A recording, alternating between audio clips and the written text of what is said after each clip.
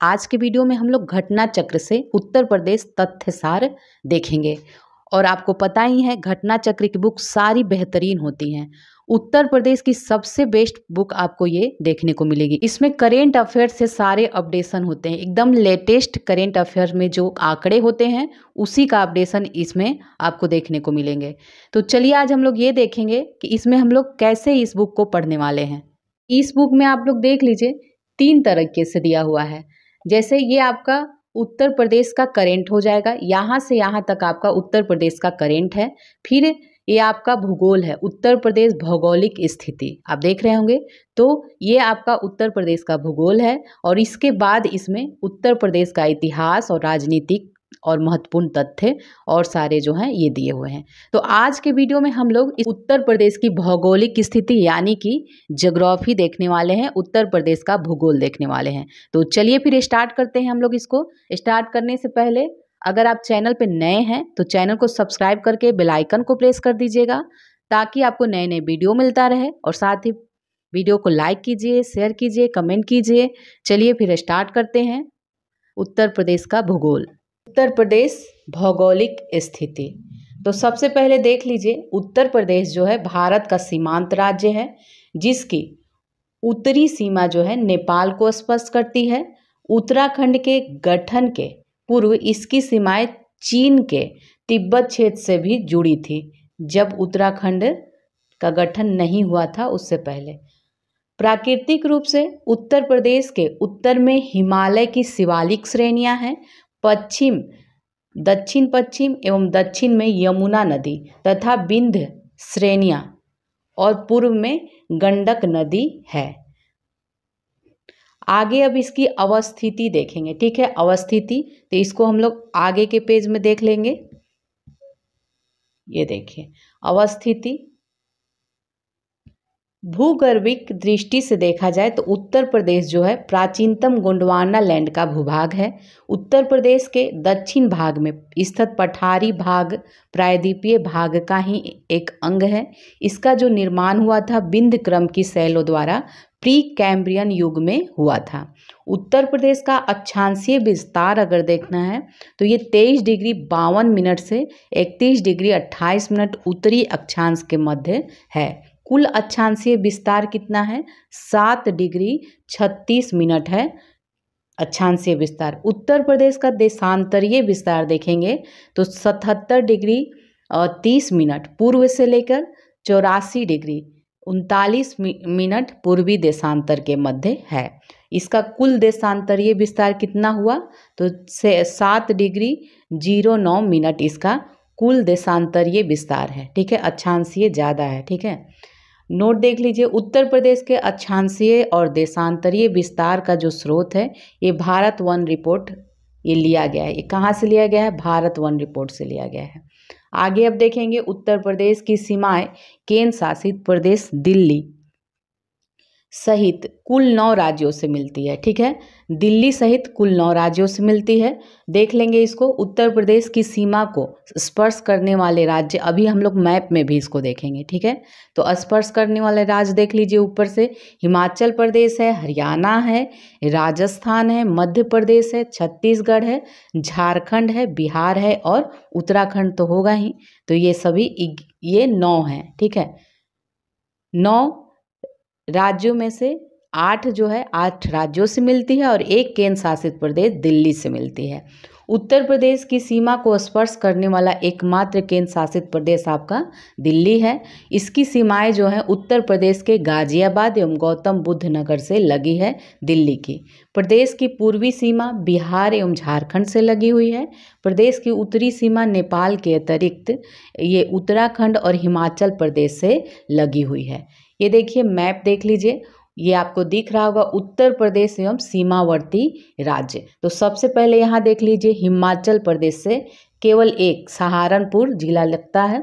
तो उत्तर प्रदेश का जो सहारनपुर है ये हिमाचल प्रदेश से, उत्तराखंड के साथ सीमावर्ती 7 जिले लगते हैं उत्तराखंड के साथ। कौन कौन है? सहारनपुर है, मुजफ्फरपुर है, बिजनौर है, मुरादाबाद है, रामपुर, बरेली, पीलीभीत है। ये सभी कहाँ उत्तराखंड के साथ लगते हैं। नेपाल से भी साथ लगते हैं। कौन कौन है? तो पीलीभीत है आपका, लखीमपुर खीरी है, ये आपका बहराइच है, ये आपका हो गया श्रावस्ती हो गया, ये बलरामपुर हो गया, ये सिद्धार्थनगर, ये महाराजगंज, ये नेपाल से लगती है, नेपाल से। ठीक है। अब सहारनपुर जिले के सीमावर्ती राज्य कौन कौन है? देखिए सहारनपुर आपका ये है, एक मिनट, ये आपका सहारनपुर है। तो इसके साथ कौन कौन राज्य लगता है? तो इसके साथ साथ देखिए इधर हरियाणा लगता है। ठीक है, हरियाणा लगता है, हिमाचल प्रदेश लगता है और उत्तराखंड भी लगता है। ठीक है, उत्तराखंड भी लगता है। तो सहारनपुर जिले के साथ 3 राज्य। नेक्स्ट देखेंगे अब सोनभद्र जिले के सीमावर्ती राज्य जो हैं, सोनभद्र नीचे है आपका, ये देख लीजिए सोनभद्र आपको दिख रहा होगा।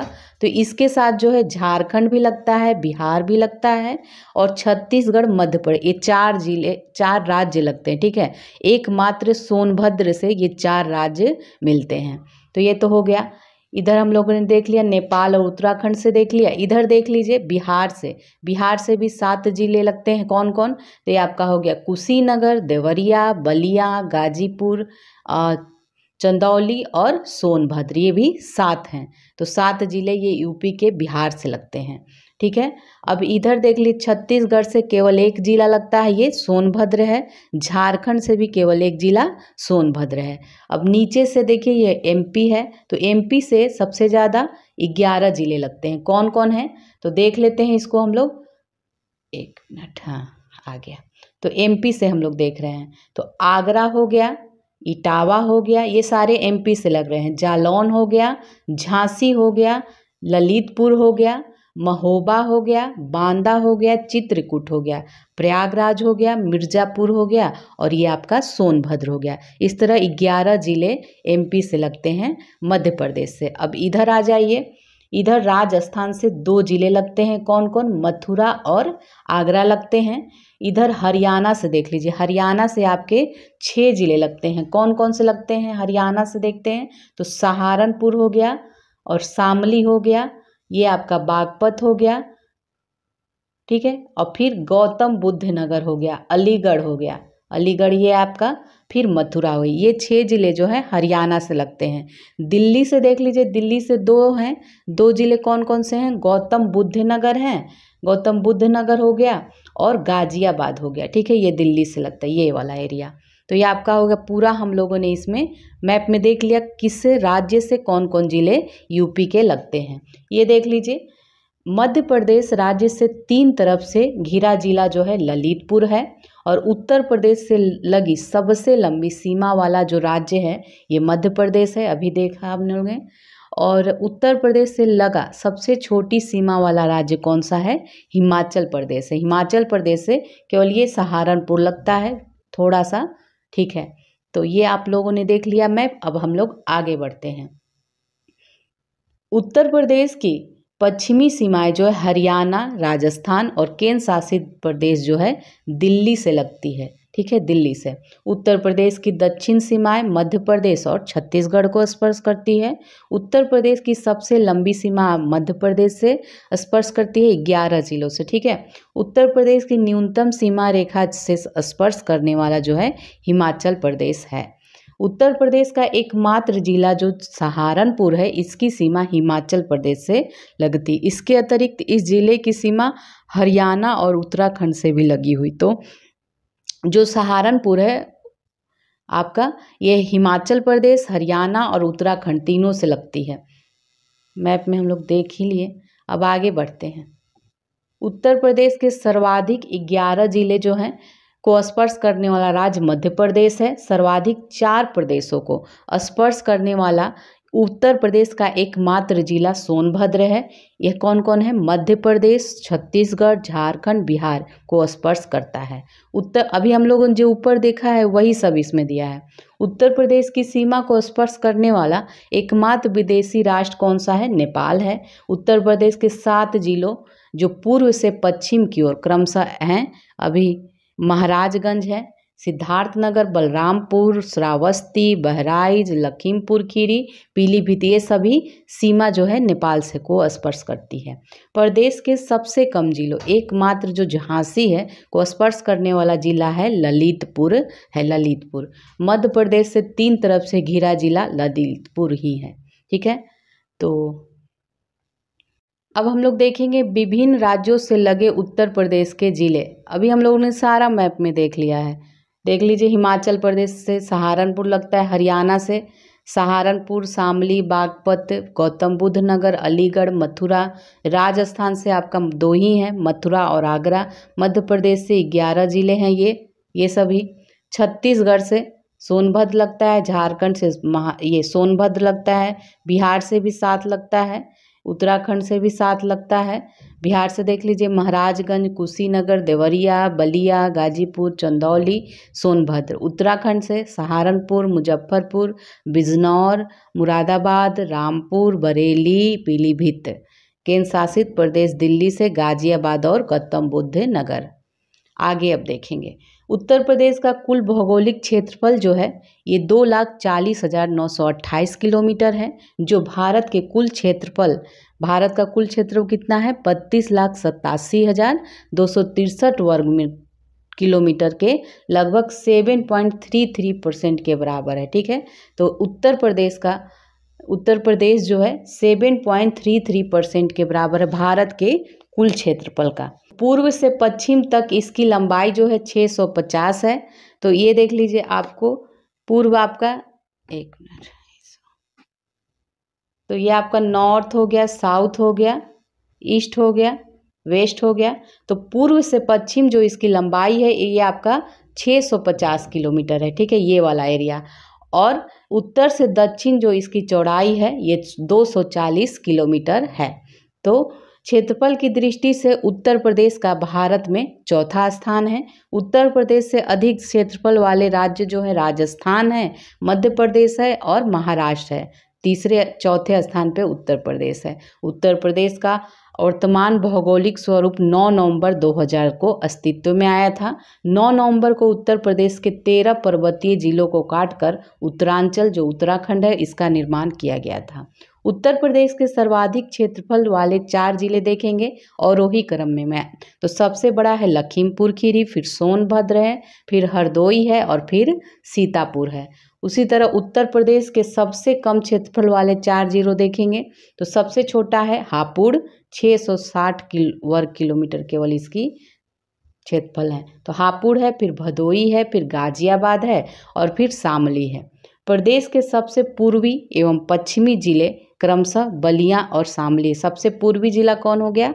बलिया हो गया और सबसे पश्चिमी जिला है शामली। प्रदेश के सबसे उत्तरी जिला सहारनपुर है और सबसे दक्षिणी जिला आपका सोनभद्र हो गया। राष्ट्रीय राजधानी क्षेत्र में सम्मिलित उत्तर प्रदेश के 8 जिले कौन कौन से हैं जो राष्ट्रीय राजधानी क्षेत्र में सम्मिलित हैं? तो ये है गाजियाबाद, हापुड़, मेरठ, गौतम बुद्ध नगर, बुलंदशहर, मुजफ्फरनगर और शामली तथा बागपत हैं, ठीक है। ये सभी शामिल है राष्ट्रीय राजधानी क्षेत्र में।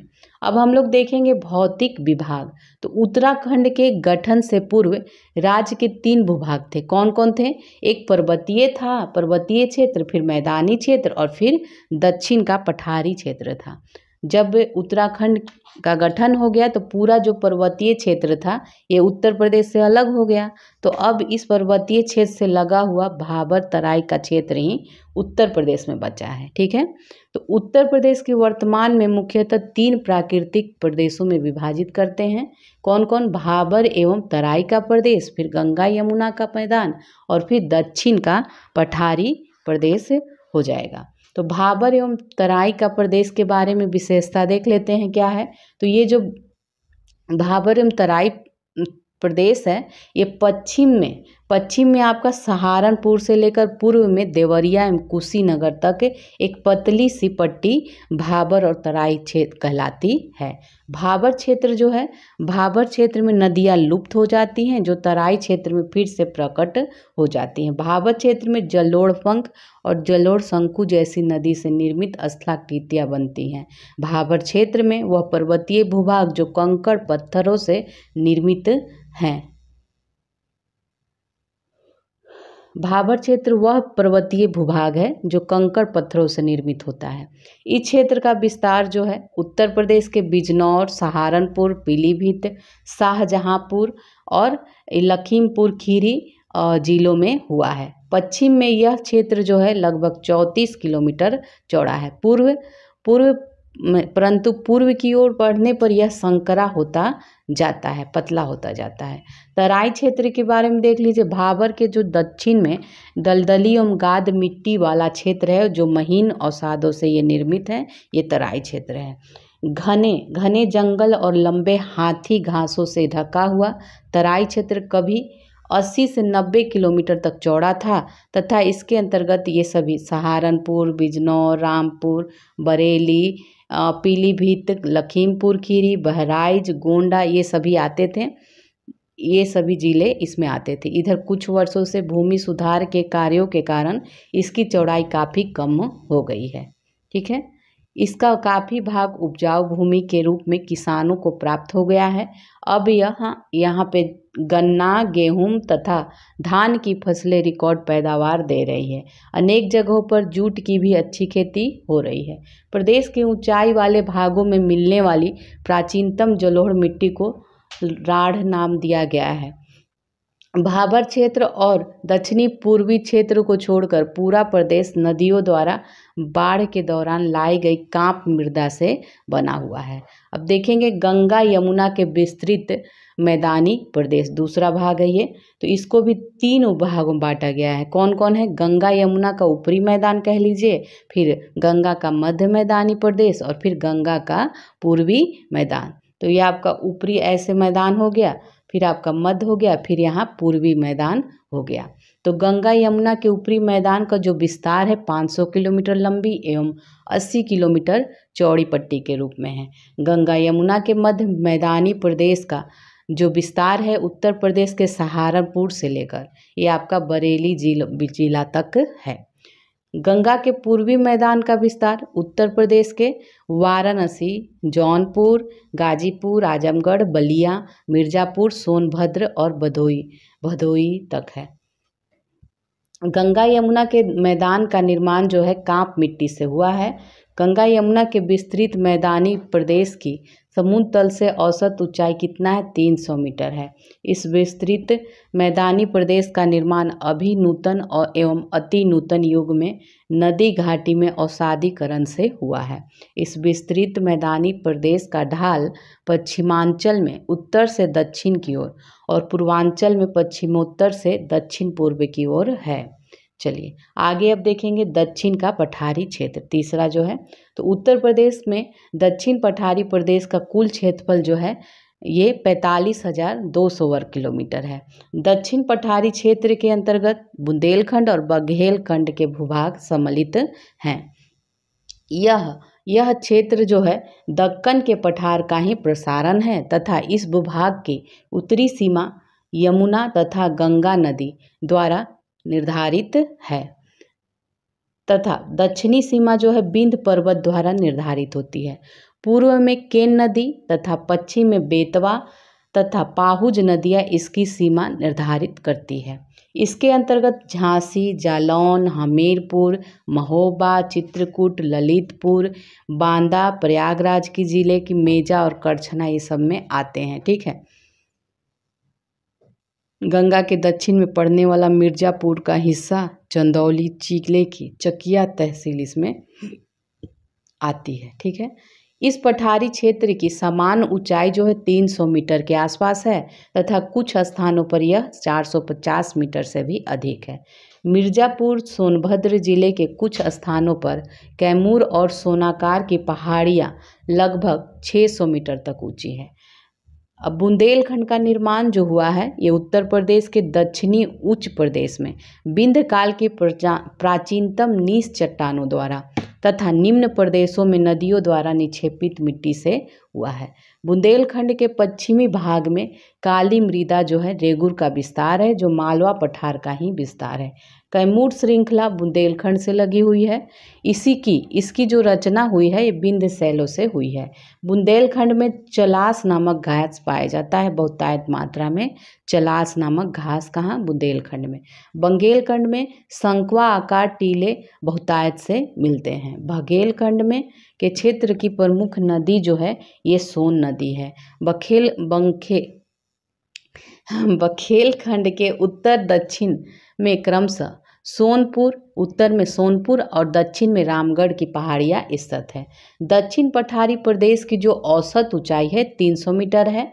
दक्षिण पठारी प्रदेश का ढाल दक्षिण से उत्तर की ओर है और दक्षिण पठारी प्रदेश की प्रमुख नदियां जो है चंबल, बेतवा, केन, सोन और टोंस है। ठीक है। कम वर्षा के कारण इस पठारी क्षेत्र में वृक्ष वनस्पतियां जो है छोटी होती हैं। यहाँ की प्रमुख फसलें क्या हैं? ज्वार, तिलहन, चना और गेहूं है। ठीक है। तो ये था आपका भौगोलिक स्थिति। अब हम लोग देखेंगे उत्तर प्रदेश की जलवायु। ठीक है। तो इसके बारे में थोड़ा जान लेते हैं। उत्तर प्रदेश जलवायु की दृष्टि से जो है उपोष्ण कटिबंध क्षेत्र में आता है। यहाँ की जो जलवायु है ये उष्ण कटिबंधीय मानसून प्रकार की है। ठीक है। उष्ण कटिबंधीय मानसून प्रकार की है और तराई क्षेत्रों में यह नमी लिए रहती है। और दक्षिणी पठारी क्षेत्र में देखें तो ग्रीष्म ऋतु में नमी बिल्कुल नहीं रहती। वर्षा, भूभाग और मिट्टी की विशेषताओं के आधार पर उत्तर प्रदेश को 9 क्षेत्रों में बांटा गया है। ठीक है।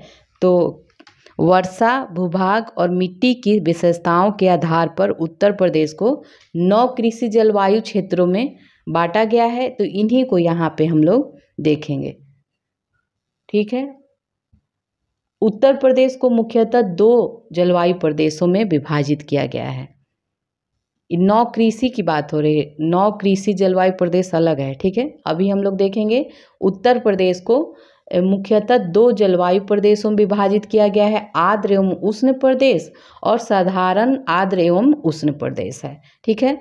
तो आर्द्र एवं उष्ण प्रदेश को देखते हैं तो इसे तराई क्षेत्र एवं पूर्वी उत्तर प्रदेश में विभाजित किया गया है। यहाँ पे वर्षा जो होती है 120 से 180 सेंटीमीटर वार्षिक वर्षा होती है और जो पूर्वी उत्तर प्रदेश में ये 100 से 120 सेंटीमीटर तक वर्षा होती है।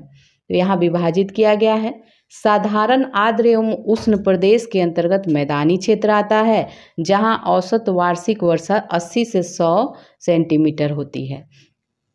पश्चिमी मैदान क्षेत्र और बुंदेलखंड के पठारी और पहाड़ी प्रदेशों में वर्षा की मात्रा कम पाई जाती है। इसका कारण क्या है कि प्रदेश में पूरब से पश्चिम, ठीक है, पूरब से पश्चिम और उत्तर से दक्षिण दाने पर आर्द्रता की जो मात्रा है ये घटती जाती है। इसीलिए कोपन के अनुसार देखा जाए तो उत्तर प्रदेश में जलवायु का जो शुष्क शीत वाला मानसूनी प्रकार जलवायु है इसे CWG, ये कोपेन के अनुसार है। ठीक है। कोपेन के अनुसार CWG है। थर्ड वेद के अनुसार देखा जाए तो उत्तर प्रदेश में CBW, तो दोनों याद रखिएगा, कोई भी पूछ लेगा तो CBW अर्थात समशीतोष्ण उपाद्र जलवायु का विस्तार मिलता है। उत्तर प्रदेश में मुख्यतः 3 ऋतु है, शीत ऋतु, ग्रीष्म ऋतु, वर्षा ऋतु होती है। अब इनके बारे में देख लेते हैं। शीत ऋतु जो है उत्तर प्रदेश में शीत ऋतु अक्टूबर से फरवरी तक रहती है। इसमें शीत ऋतु में सर्वाधिक ठंडा जो है जनवरी में पड़ता है और उत्तर प्रदेश का तापमान उत्तर से दक्षिण की ओर बढ़ता है। ठीक है। शीत ऋतु में उत्तर प्रदेश का जो टेम्परेचर होता है ये उत्तर से दक्षिण बढ़ता जाता है।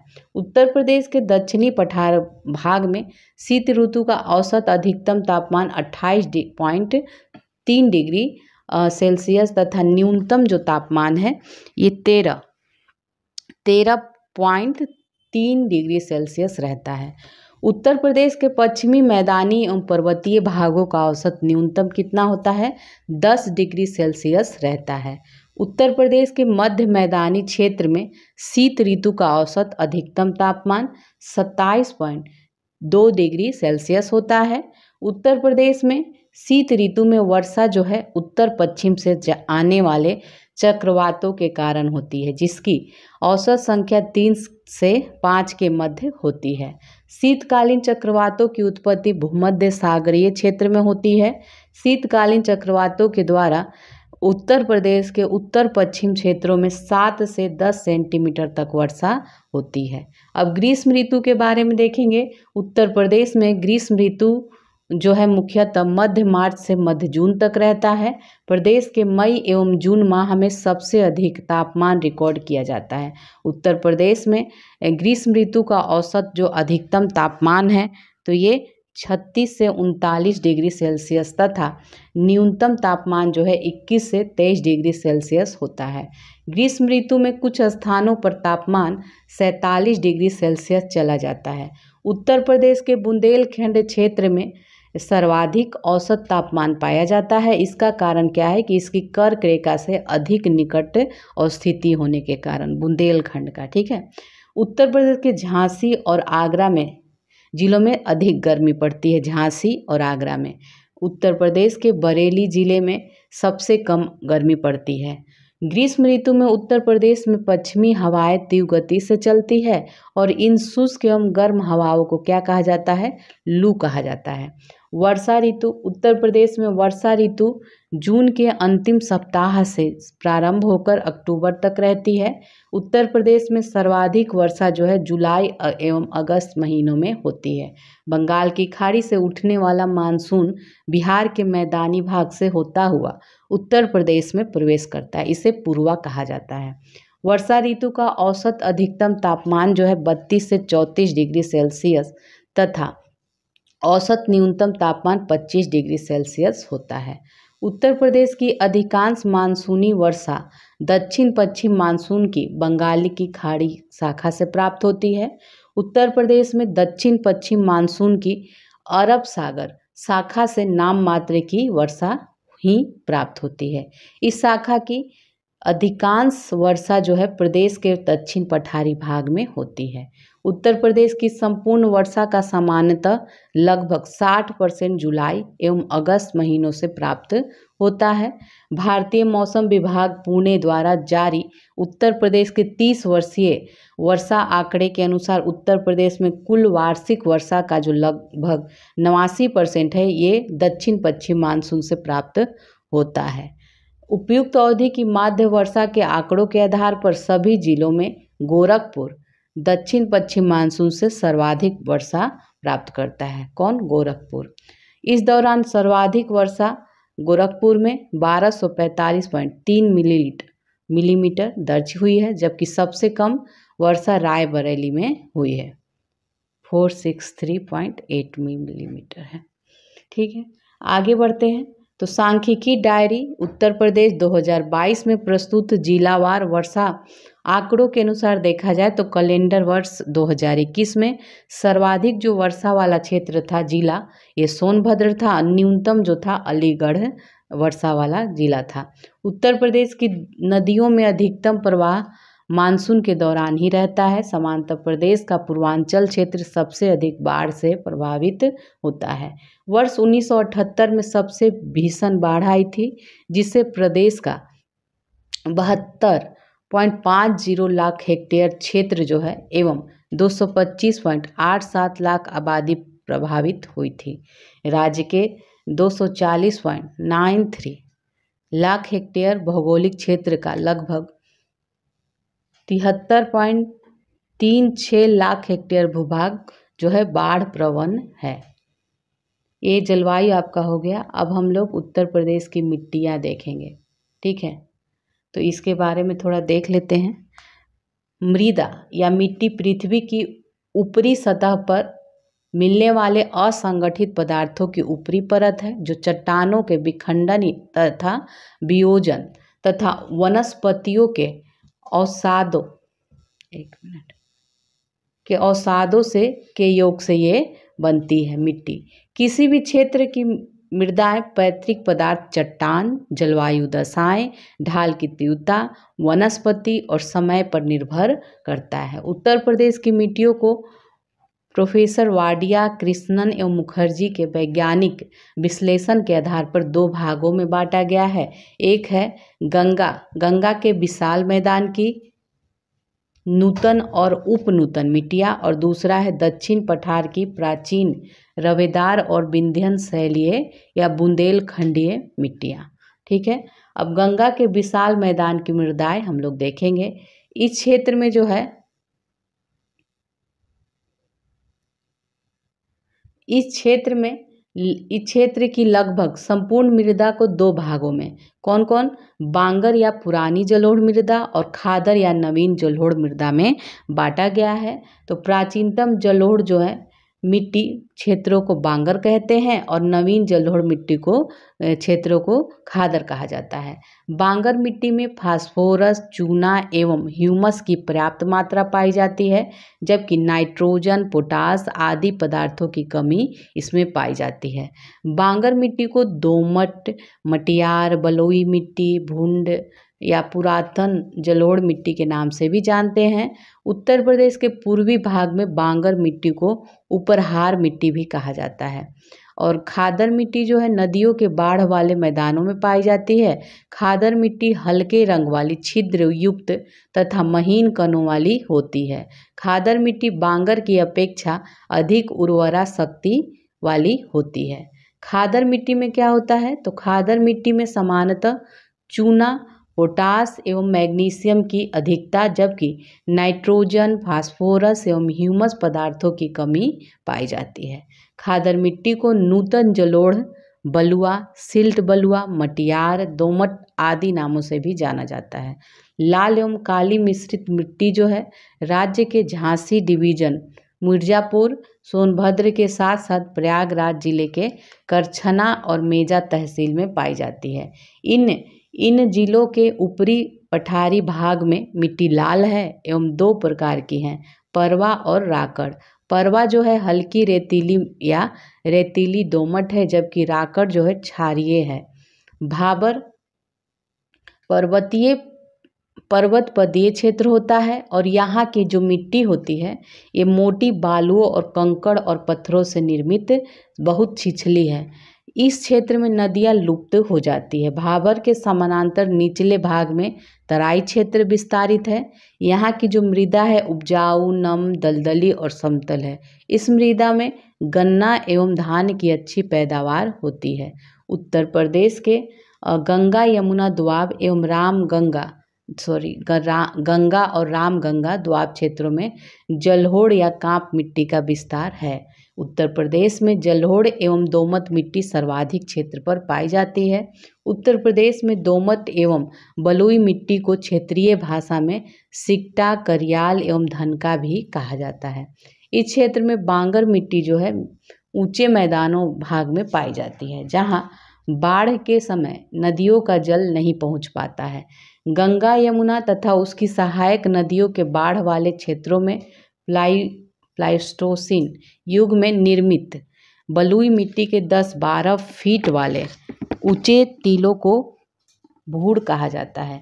ये भूड़ जो होता है हल्की दोमट एवं मिश्रित बलुई मिट्टी होती है। अब देखिए बुंदेलखंडीय मृदा। उत्तर प्रदेश के दक्षिणी पठार की मिट्टियों को बुंदेलखंडीय मिट्टी कहा जाता है। इस क्षेत्र में भोंडा और माड, कावड़, पटवा, राकड़ ये सभी मिट्टी मिलती है। इस क्षेत्र की काली मृदा को करेल, कपास, रेगुर आदि के नाम से जानते हैं। प्रदेश के जालौन, झांसी, ललितपुर और हमीरपुर जिलों में काली मृदा का विस्तार होने के कारण चना, गेहूँ, अरहर, तिलहन प्रमुख उपजें यहाँ पे होती है। ठीक है, अब मृदा देख लीजिए और इसके नाम देख लीजिए। तो खादर को क्या क्या कहा जाता है? खादर को नवीन जलोढ़, कछारी, दोमट, मटियार, सिल्ट, बलुआ।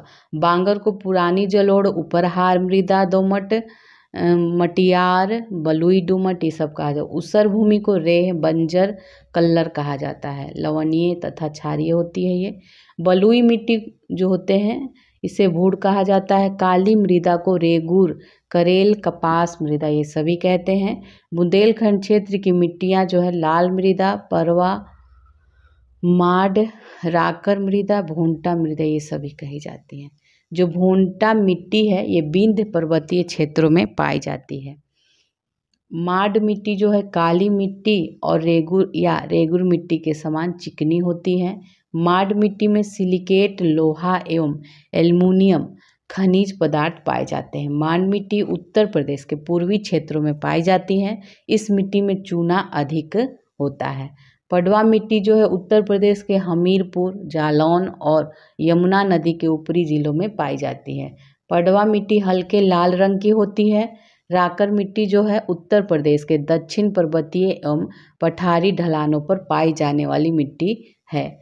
लाल मिट्टी जो है उत्तर प्रदेश के मिर्जापुर, सोनभद्र जिलों एवं झांसी में पाई जाती है। लाल मिट्टी का निर्माण बालूमय लाल शैलों के अपक्षय से हुआ है।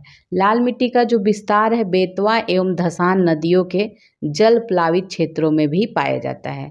लाल मिट्टी में नाइट्रोजन, जीवांश, फास्फोरस एवं चूना खनिजों की कमी पाई जाती है। लाल मिट्टी में गेहूं, चना एवं दलहन आदि फसलें पाई जाती हैं। अब ऊसर एवं रेह मिट्टी देखेंगे तो ये अलीगढ़, मैनपुरी, कानपुर, सीतापुर, उन्नाव, इटावा, रायबरेली, लखनऊ में पाया जाता है। ये लवण से प्रभावित होती हैं। रेह युक्त क्षारीय जो हैं ये ऊसर भूमि का उत्तर प्रदेश में अधिक विस्तार है।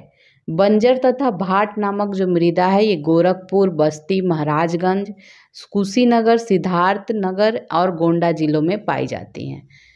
बंजर मिट्टी जो है चिकनी और बलुई चिकनी मिट्टी दोनों के प्रकार की होती है। मतलब जो बंजर मिट्टी है ये चिकनी और बलुई चिकनी दोनों प्रकार की होती हैं। इसमें चूना अपेक्षाकृत कम होता है। जल प्लावित नदी के किनारे पाई जाने वाली मिट्टी को उत्तर प्रदेश में ढूंढ के नाम से जाना जाता है। उत्तर प्रदेश के उत्तर पूर्व में स्थित कुशीनगर जिले की मिट्टी को स्थानीय भाषा में भाट कहा जाता है। इस मिट्टी में मोटे अनाज वाली फसलें उगाई जाती हैं। टर्शरी मिट्टी उत्तर प्रदेश में शिवालिक पहाड़ी क्षेत्रों में पाई जाती है। यह मिट्टी चाय की खेती के लिए उपयुक्त है। उत्तर प्रदेश के उत्तर पश्चिम भाग की मिट्टी में फास्फेट खनिज की कमी पाई जाती है। उत्तर प्रदेश के जौनपुर, आजमगढ़, मऊ जनपदों की मृदा में पोटास की कमी पाई जाती है। अब देखेंगे मृदा अपरदन।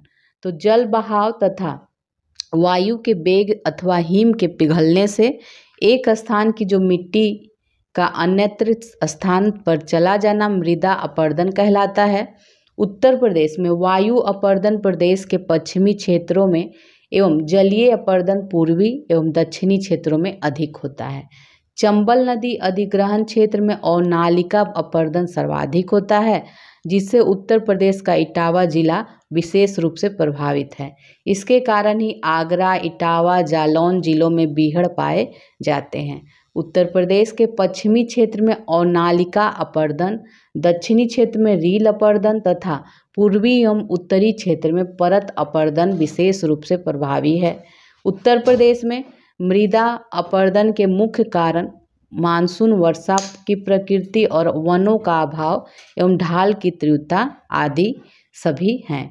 वायु अपरदन से उत्तर प्रदेश के सर्वाधिक प्रभावित जिले हैं मथुरा और आगरा। जलीय अपरदन से उत्तर प्रदेश का सर्वाधिक जिला है हिमालय का तराई प्रदेश प्रभावित क्षेत्र है ये।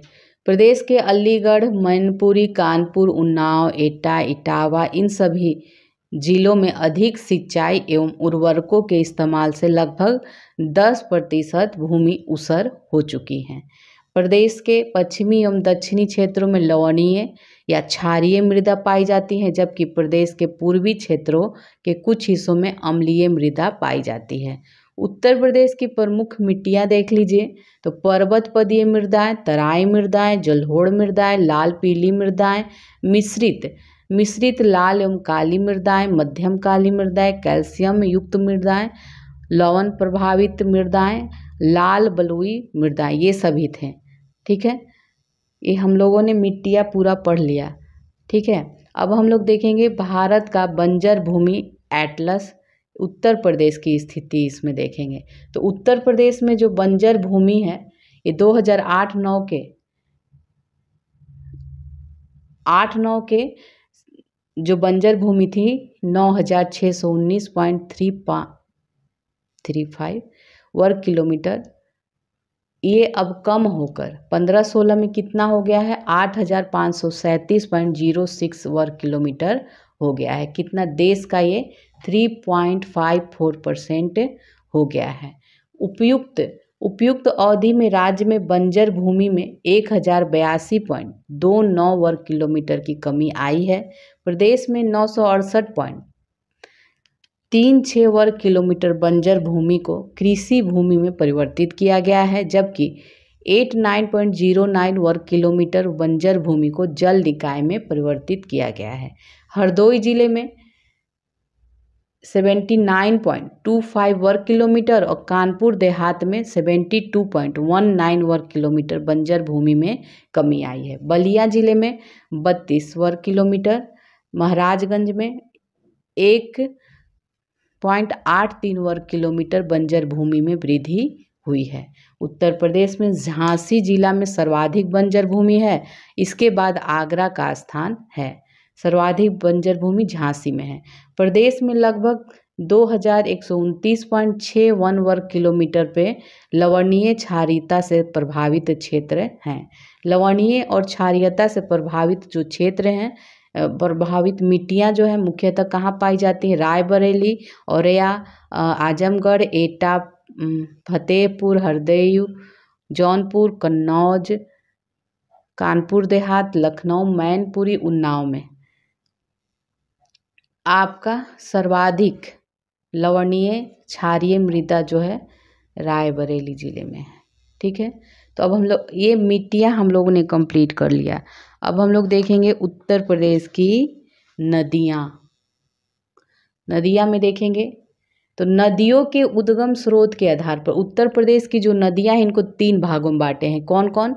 हिमालय से निकलने वाली नदी, गंगा के मैदान से निकलने वाली नदी और प्रायद्वीपीय पठार से निकलने वाली नदी।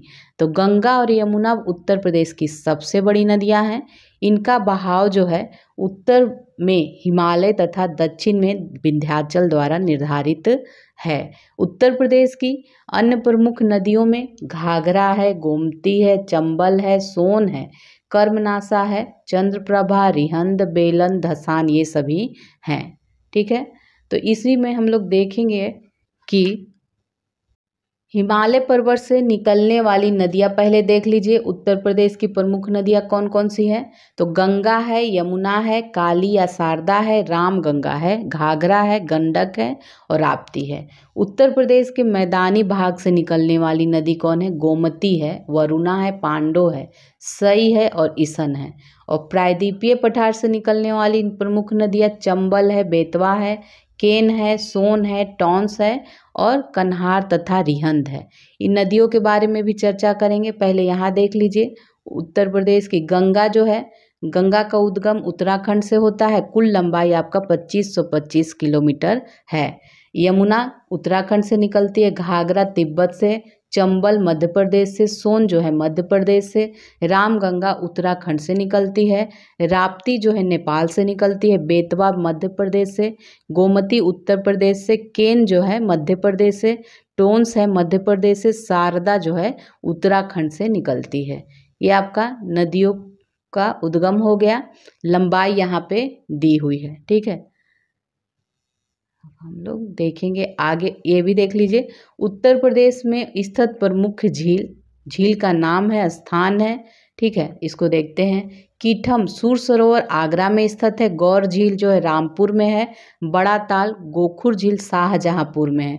बरुआ सागर झांसी में। कुंद्रा समुद्र उन्नाव में है। मदन सागर महोबा में है। टांडा दरी जो है मिर्जापुर में। बेला सागर महोबा में है। चितौरा झील बहराइच में है। दरवन झील जो है अंबेडकर नगर में है। इसी तरह इधर देख लीजिए सुरहा ताल जो है बलिया में है। करेला कहाँ है? लखनऊ में। समसपुर झील रायबरेली में है। राधा कुंड मथुरा में है। बल्हापारा कानपुर में है। राजा का बांध सुल्तानपुर में है। औंधी ताल जो है वाराणसी में स्थित है। मोती झील कानपुर शहर में स्थित है। और रामगढ़ झील जो है गोरखपुर में स्थित है। शेखा झील अलीगढ़ में स्थित है।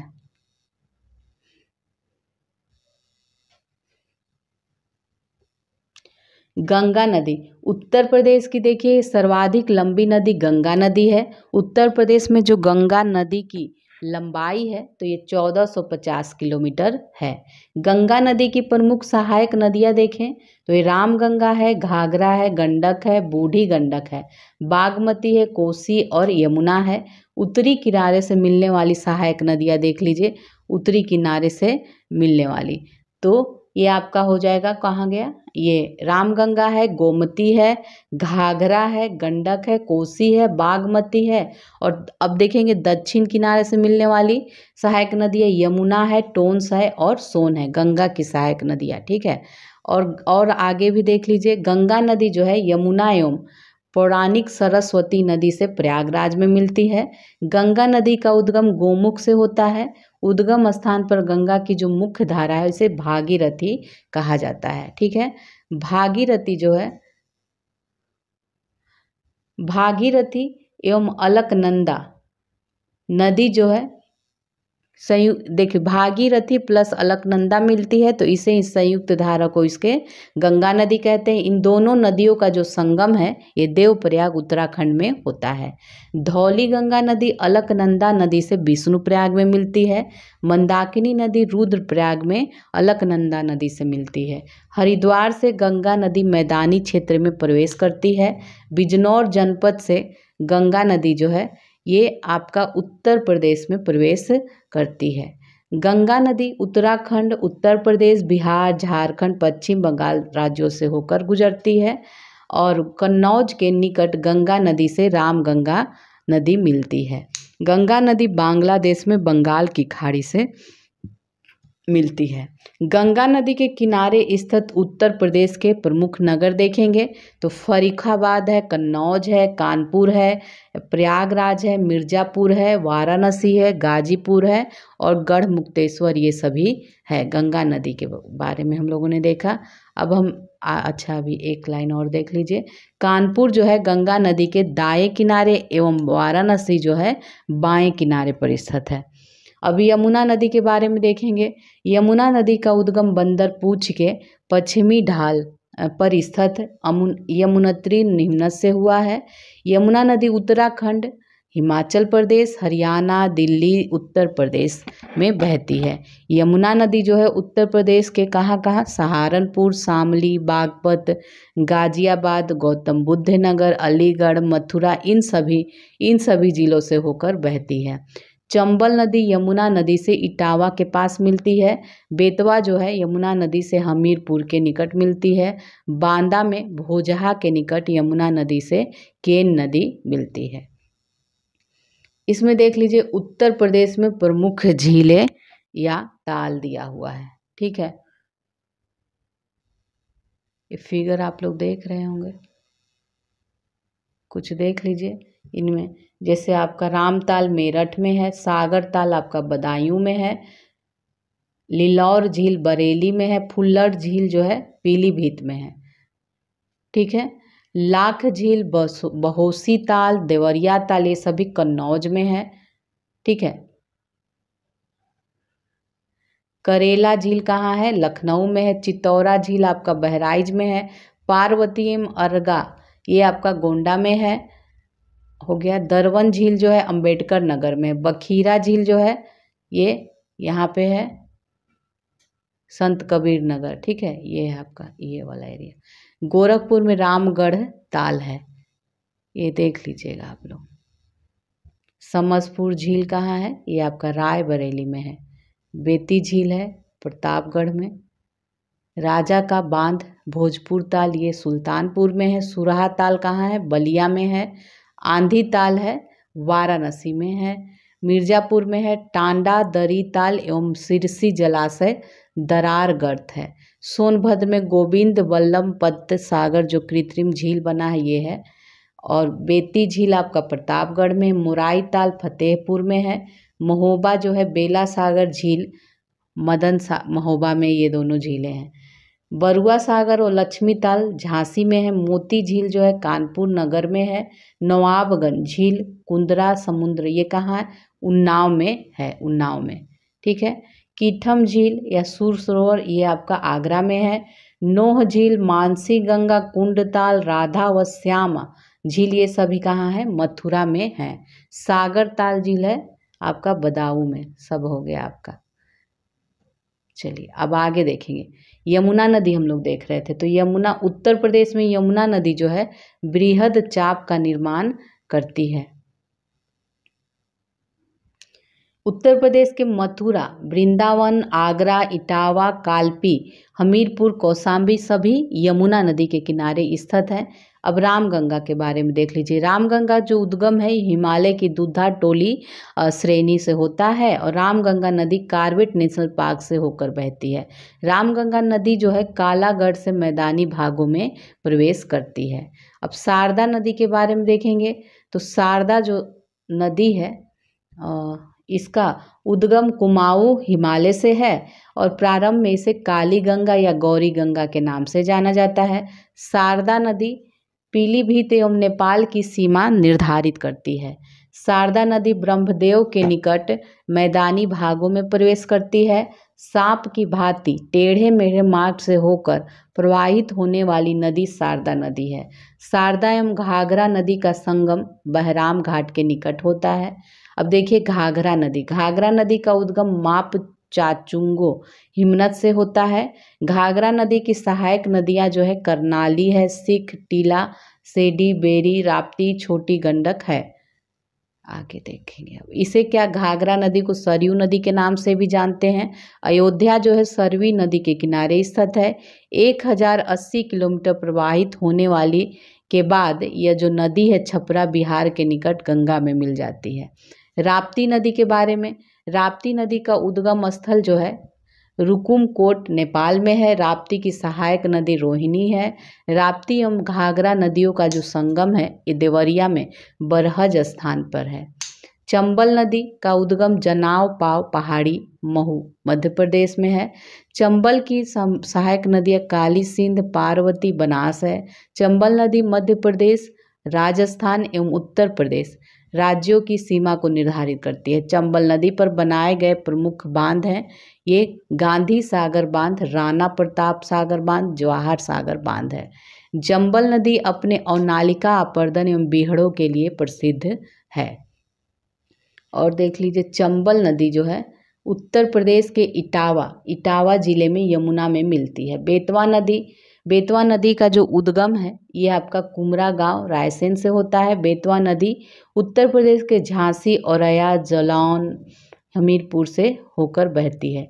यह नदी हमीरपुर के समीप यमुना नदी मिलती है। इसका संस्कृत नाम वेत्रवती है, वेत्रवती। बेतवा नदी पर निर्मित राजघाट बांध के जलाशय को रानी लक्ष्मीबाई सागर के नाम से जानते हैं। केन नदी देख लीजिए। केन नदी का उद्गम जो है कैमूर पहाड़ी से हुआ है और इसे कर्णवती के नाम से भी जानते हैं। केन नदी यमुना नदी का संगम भोजहा के निकट होता है। केन नदी का यमुना नदी का संगम जो मिलता है ये भोजहा के निकट। सोन नदी जो है उत्तर प्रदेश के मिर्जापुर एवं सोनभद्र जिलों से होकर प्रभावित होती है और इसकी सहायक नदियां जो है रिहंद है, कन्हर है, उत्तरी कोयल है। गोमती नदी का उद्गम उत्तर प्रदेश के पीलीभीत जिले के फुल्लहर झील गोमत ताल झील से होता है। गोमती नदी जो है उत्तर प्रदेश के पीलीभीत, शाहजहांपुर और लखीमपुर, सीतापुर, लखनऊ, सुल्तानपुर ये सभी जगह से होकर होती है। उत्तर प्रदेश की राजधानी जो है लखनऊ, सुल्तानपुर, जौनपुर नगर गोमती नदी के किनारे स्थित है। गोमती नदी की विभिन्न सहायक नदियां हैं सई, गचाई, जुमकाई, बरना, चूहा भी है और ये सरयू है, गिरी है, कल्याणी, कथना ये सभी किसकी है, गोमती नदी की। टोंस नदी देख लीजिए। इसका उद्गम तारमा कुंड कैमूर से होता है और इसकी सहायक नदी बेलन नदी है और कई प्रसिद्ध इस पे जलप्रपात स्थित हैं। टोंस एवं गंगा नदी का संगम जो है सिरसा प्रयागराज में होता है। टोंस नामक एक अन्य नदी का उद्गम बंदरपुछ पहाड़ी उत्तराखंड से होता है, परंतु यह उत्तर प्रदेश में प्रवाहित नहीं होती है। अन्य नदियाँ में देख लीजिए, अन्य नदियों में हिंडन नदी यमुना की सहायक नदी है।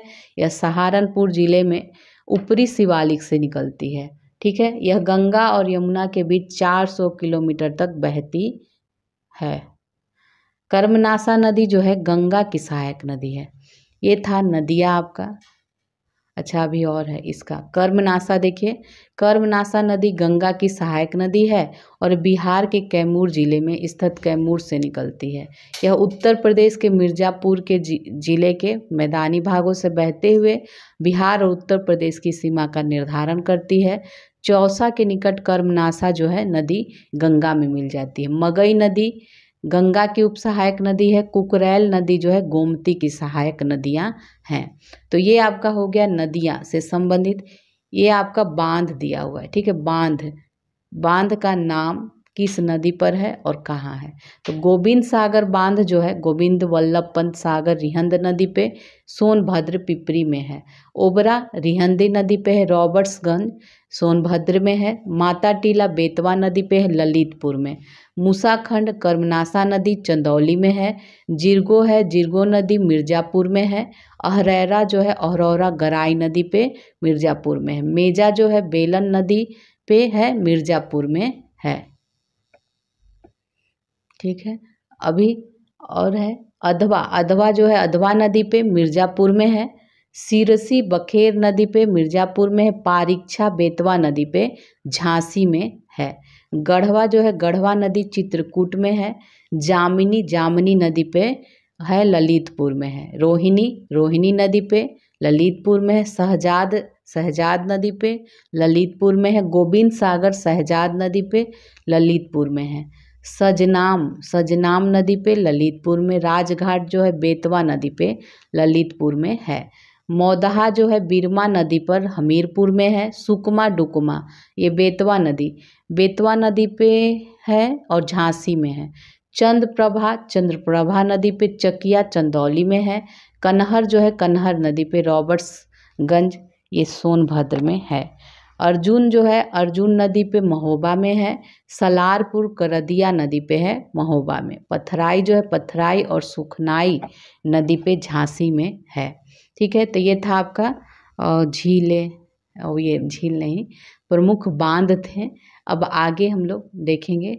आगे देखिए, ये आपका उत्तर प्रदेश के रामसर आर्द्र भूमि स्थल है, इसको देख लीजिए। बखीरा वन्य जीव अभयारण्य जो है संत कबीर नगर में है।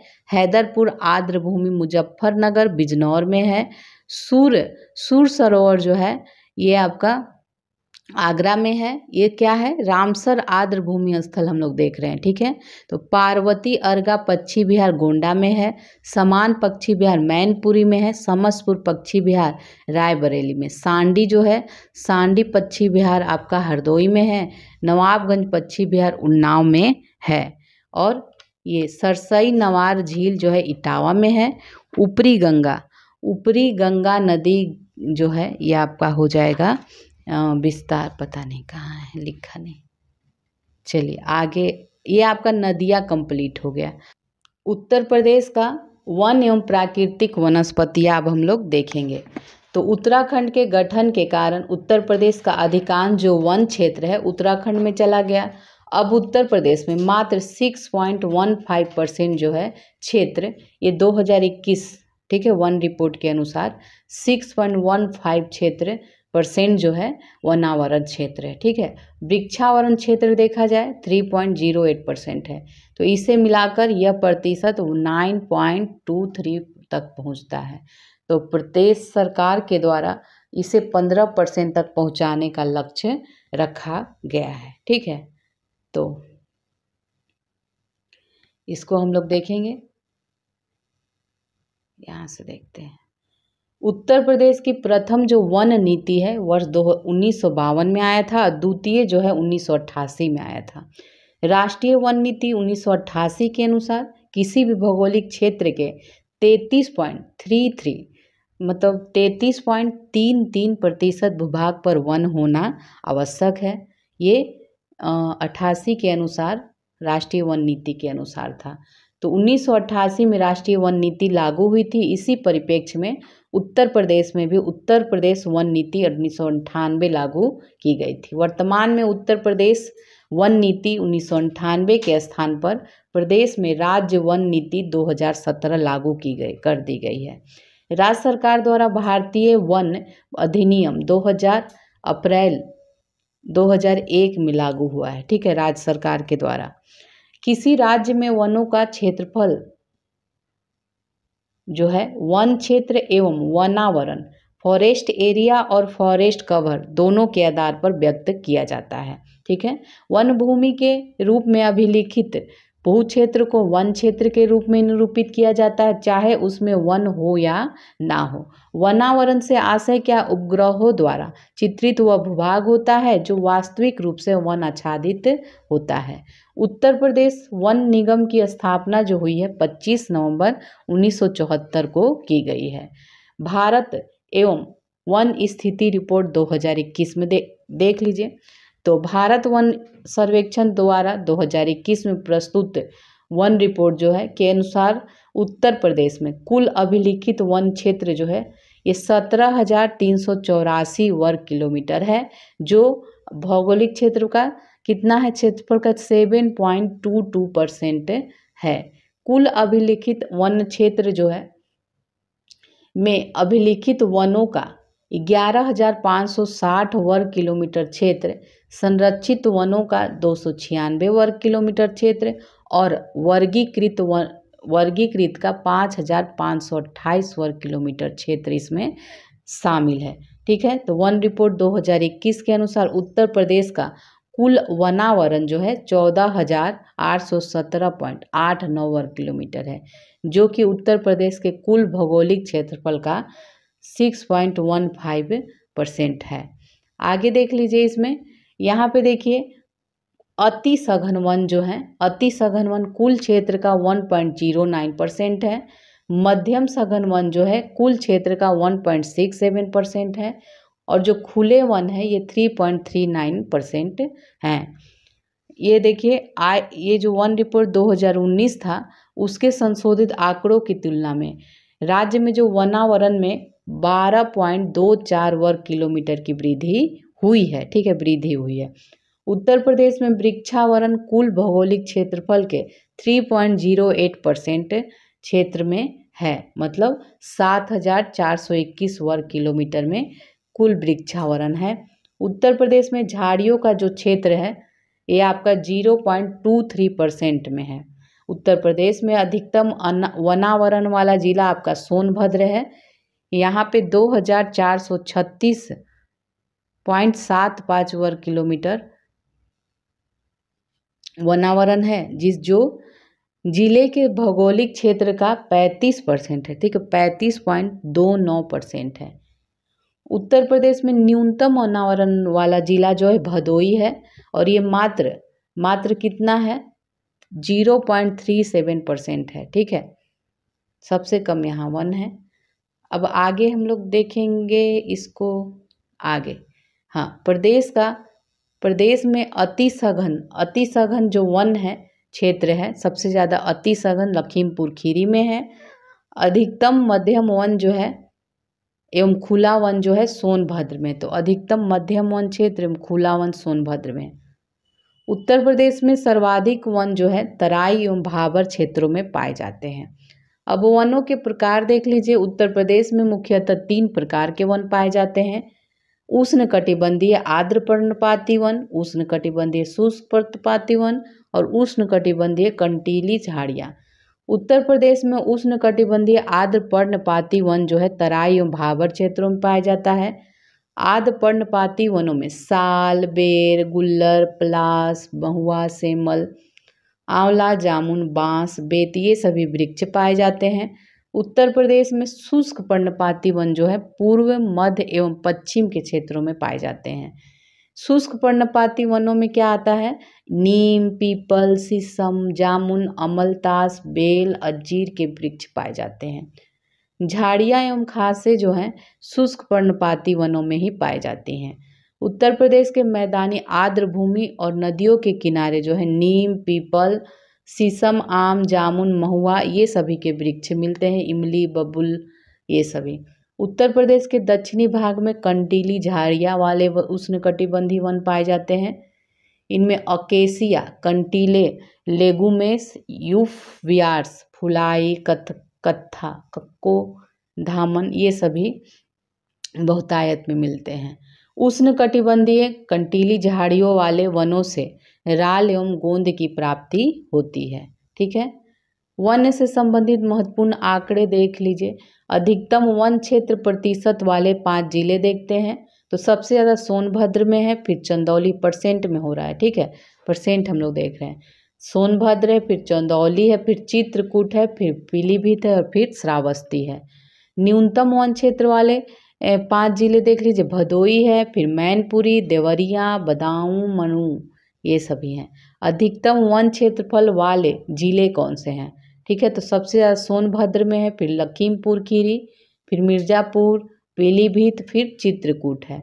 न्यूनतम वन क्षेत्र वाले 5 जिले भदोई है, मऊ है, मैनपुरी है, संत कबीर नगर है और देवरिया फिर उसके बाद है। अब देख लीजिए वनों से जो लाभ होते हैं तो बिरोजा एवं तारपीन के तेल की प्राप्ति चीड़ वृक्ष के राल से होती है। कत्था की प्राप्ति खैर वृक्ष से होती है। बेत एवं बांस का उपयोग मुख्यतः कागज उद्योग में कच्चे माल के रूप में करते हैं। बीड़ी बनाने हेतु तेंदू वृक्ष पत्तों के उपयोग किया जाता है। रेलवे लाइन के स्लीपरों और इमारती लकड़ी के रूप में साल, चीड़, देवदार, सागौन वृक्षों का उपयोग किया जाता है। उत्तर प्रदेश में लगभग 1000 प्रकार के वृक्ष पाए जाते हैं जिनसे लकड़ियाँ प्राप्त होती हैं। गंगा के मैदानी भाग में लगभग 200 प्रकार की घासें पाई जाती हैं। उत्तर प्रदेश के तराई क्षेत्र में रोवोल्फिया सर्पेंटाइना, वाइयोला सर्पेंस, पोडोफाइलियम, हेक्सांड्रम तथा एफेकेरा गिरार्डियान नामक औषधीय पौधे ये पाए जाते हैं। उत्तर प्रदेश के बुंदेलखंड, बघेलखंड क्षेत्रों में मुख्यतः ढाक, सागौन, महुआ, सलाई, चिरौंजी, तेंदू के पत्ते वृक्ष पाए जाते हैं। वनों संबंधित महत्वपूर्ण कार्यक्रम या योजनाएं देख लीजिए। प्रदेश में सामाजिक वानिकी योजना 1979 में शुरू की गई थी। सोनभद्र के वेलहद्दी ग्राम को प्रदेश का पहला ग्राम वन घोषित किया गया। वन श्रमिकों के कल्याणार्थ सामूहिक बीमा योजना वर्ष 1989 से 90 में प्रारंभ की गई। सघन वृक्षारोपण कार्यक्रम 22 चयनित जनपदों में 2005-06 में प्रारंभ किया गया। वृक्षारोपण विस्तार योजना प्रदेश के चयनित 48 जिलों में 2007-08 में प्रारंभ की गई। बांस रोपण एवं वन सुधार योजना प्रदेश के ललितपुर, चित्रकूट, महोबा, मिर्ज़ापुर, सोनभद्र में चलाई जा रही है। वृक्ष बंधु पुरस्कार योजना 2007-08 से वृक्षारोपण एवं वन्य जीव संरक्षण को बढ़ावा देने के लिए चलाई जा रही हैं। राज्य जैव विविधता बोर्ड का उद्देश्य है जैव विविधता का संरक्षण, संसाधनों का अनुकूलतम उपयोग तथा केंद्र सरकार के साथ इस क्षेत्र में सहयोग करना है। उत्तर प्रदेश में वनों के सुधार एवं वनों पर निर्भर जन समुदाय के निर्धनता उन्मूलन के दृष्टिगत जापान इंटरनेशनल कोऑपरेशन एजेंसी के द्वारा वित्त पोषित Uttar Pradesh participatory forest management एवं पॉवर्टी एलिविएशन प्रोजेक्ट वित्तीय वर्ष 2008-09 से क्रियान्वित किया जा रहा है। यह परियोजना उत्तर प्रदेश के इन जिलों में है: पीलीभीत, लखीमपुर खीरी, बहराइच। इन सभी जनपदों के 20 वन प्रभागों में क्रियान्वित किया जा रहा है। ईंधन एवं चारा प्रोजेक्ट 1990 से 91 में केंद्र राज्य भागीदारी से चलाया जा रहा है। इसका उद्देश्य क्या है? ग्रामीण लोगों को ईंधन एवं चारा वाले वृक्षों के रोपण हेतु प्रोत्साहित करना है। इंटीग्रेटेड फॉरेस्ट प्रोटेक्शन स्कीम चलाया जा रहा है वनों की अग्नि एवं चोरों से सुरक्षा हेतु। वन सुरक्षा योजना वनों के अवैध कटान वन क्षेत्र में अतिक्रमण को रोकने हेतु 27 जिलों में। लखनऊ वृक्षारोपण परियोजना 2004-05 में प्रारंभ किया गया है। वृक्ष प्रतिपालक एवं वृक्ष मित्र योजना ग्रामों एवं शहरों में वृक्षारोपण के बढ़ावा देने के लिए चलाया जा रहा है। समग्र वन विकास योजना, जिसके अंतर्गत औद्योगिक एवं प्लाईवुड वृक्षारोपण, ईंधन वृक्षारोपण, सड़क के किनारे वृक्षारोपण, बीहड़ों का वनीकरण, रामगंगा घाटी क्षेत्र योजना आदि को सम्मिलित किया गया है। उत्तर प्रदेश में वन प्रशिक्षण संस्थान की स्थापना 1988 में कानपुर में हुई। वनों की उत्पादकता में वृद्धि करने हेतु 1970 में कानपुर में राज्य वन अनुसंधान प्रयोगशाला स्थापित की गई, जिसे 1993 में राज्य वन अनुसंधान संस्थान के रूप में उच्चीकृत किया गया है। उत्तर प्रदेश में संयुक्त वन प्रबंधन 1992 में प्रारंभ हुआ। उत्तर प्रदेश के वनों को 1935 में राजकीय संपत्ति घोषित किया गया। उत्तर प्रदेश के वन महोत्सव का आरंभ जुलाई 1952 में हुआ। वन महोत्सव प्रतिवर्ष जुलाई के प्रथम सप्ताह 1 से 7 जुलाई के दौरान मनाया जाता है। वन महोत्सव आंदोलन का मूलाधार है। वृक्ष का अर्थ जल है, जल का अर्थ रोटी है और रोटी ही जीवन है। वन अनुसंधानशाला देहरादून में स्थित है। उत्तर प्रदेश के वन सेवा अधिकारियों एवं कर्मचारियों को प्रशिक्षण भारतीय वन महाविद्यालय देहरादून में दिया जाता है। यूकेलिप्टस वृक्ष को पारिस्थितिकी आतंकवादी कहा जाता है।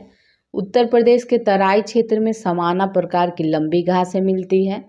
उत्तर प्रदेश में वृक्षावरण की वृद्धि के लिए 1 जुलाई 2001 से ऑपरेशन ग्रीन योजना शुरू की गई। उत्तर प्रदेश में वन क्षेत्रों को बढ़ाने के लिए बरेली, पीलीभीत, बिजनौर, मेरठ, बदायूं, सहारनपुर जिलों में हाईटेक नर्सरी विकसित करने का कार्य शुरू किया गया है। उत्तर प्रदेश सरकार द्वारा 7 नवंबर 2015 को ग्रीन यूपी, क्लीन यूपी अभियान शुरुआत की गई थी। ये 2017-18 से 2022-23 तक के 6 वर्षों में प्रदेश में लगभग 137 करोड़ पौधों का रोपण किया गया।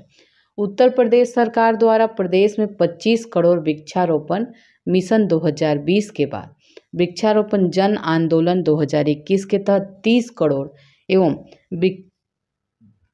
वृक्षारोपण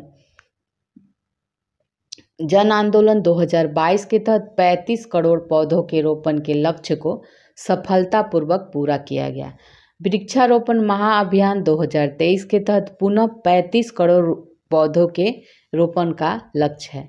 प्रदेश के हरित आवरण को 2026-27 तक बढ़ाकर 15% पहुंचाने के लक्ष्य का अभियान चलाया जा रहा है। प्रदेश में विलुप्त हो रही वृक्ष प्रजातियों के संरक्षण एवं पौराणिक, ऐतिहासिक अवसरों, महत्वपूर्ण घटनाओं, अति विशिष्ट व्यक्तियों, स्मारकों, परंपराओं, मान्यताओं से जुड़े हुए वृक्षों को संरक्षित कर जन सामान्य में उनके प्रति जागरूकता पैदा करने हेतु वन भूमि के बाहर सामुदायिक भूमि पर अवस्थित 948 वृक्षों को विरासत वृक्ष घोषित किया गया है।